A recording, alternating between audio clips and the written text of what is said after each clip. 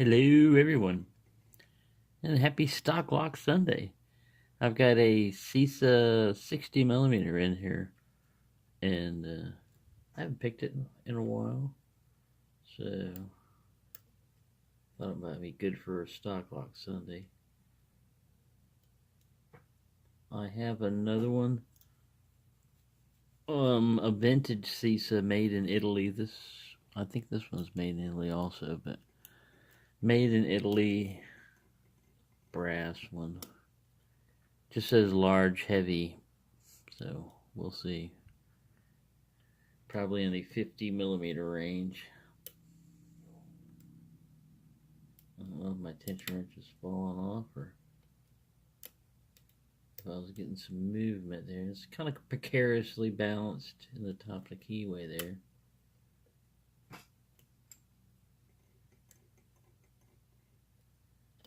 I may have to go with bottom of the keyway on this guy.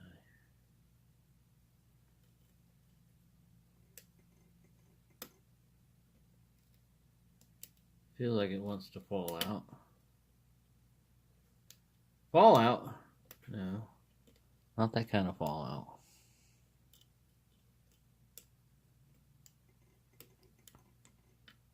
There we go, I got a slight. Alright, I'm in a false set now.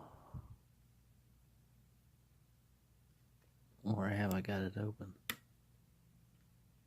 No. No. No. No fair.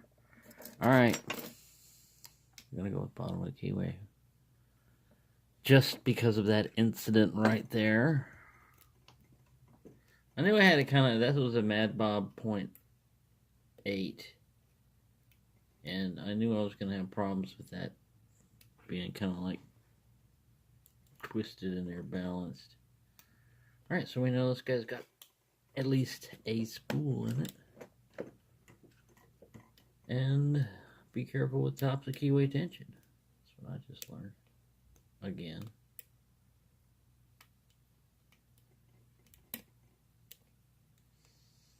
I need to make a specialized tension wrench for the Yale type of top of keyway stuff, because it's got this little dog leg on it that